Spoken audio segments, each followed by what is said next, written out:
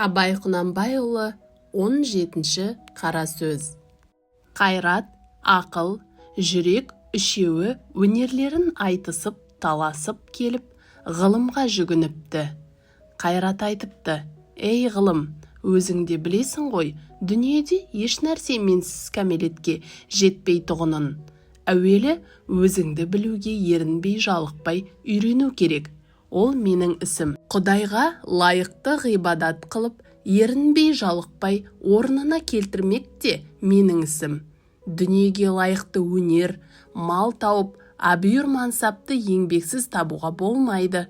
Орынсыз болымсыз нәрсеге үйір қылмай, бойды таза сақтайтұғын, күнәкарлықпен көрсе қызар жеңілдіктен, нәпсі шайтанның азғыруынан құтқаратұғын, адасқан жолға бара жатқан бойды қайта жиғызып алатұғын мен емес пе? Осы екеуі маған қалай таласады?» депті.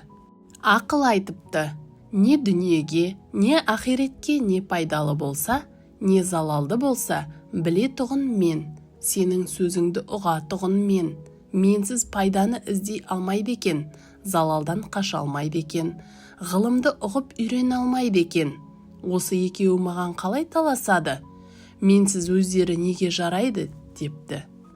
Онан соң жүрек айтыпты: «Мен адамның денесінің патшасымын.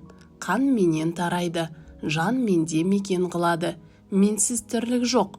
Жұмсақ төсекте, жылы үйде тамағы тоқ жатқан кісіге, төсексіз кедейдің, тоңып жүрген киімсіздің, тамақсыз аштың күй жайы қандай болып жатыр екен деп ойлатып, жанын ашытып, ұйқысын ашылтып, төсегінде дөңбекшітетұғын мен.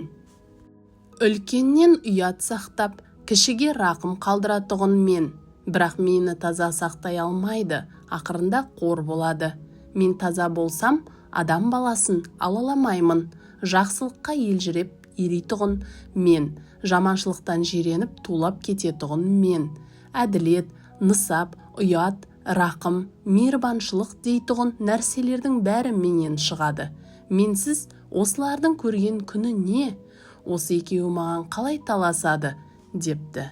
Сонда ғылым бұл үшеуінің сөзін тыңдап болып айтыпты: «Ей Қайрат, сенің айтқаныңның бәрі де рас. Ол айтқандарыңнан басқа да көп өнерлеріңнің бары рас. Сенсіз еш нәрсенің болмайтұғыны да рас. Бірақ қаруыңа қарай, қаттылығың да мол, пайдаң да мол, бірақ залалың да мол. Кейде жақсылықты бері ұстап, кейде жамандықты бері ұстап кетесің. Соның жаман» депті. «Ей ақыл, сенің айтқандарыңның бәрі де рас. Сенсіз еш нәрсе табылмайтұғыны да рас. Жаратқан Тәңіріні де сен танытасың. Жаралған екі дүниенің жайын да сен білесің. Бірақ сонымен тұрмайсың. Амал да, айла да бәрі сенен шығады. Жақсының, жаманның екеуінің де сүйенгені, сенгені сен. Екеуінің іздегенін тауып беріп жүрсің. Соның жаман» депті. «Сен үшеуіңнің басыңды қоспақ менің ісім» депті. Бірақ сонда билеуші, әмірші жүрек болса жарайды. Ақыл сенің қырың көп, жүрек сенің ол көп қырыңа жүрмейді. Жақсылық айтқаныңа жаны діні құмар болады, көнбек түгіл қуанады. Жаманшылық айтқаныңа ермейді, ермек түгіл жиреніп үйден қуып шығарады. Қайрат, сенің қаруың көп, күшің мол, сенің де еркіңе жібермейді.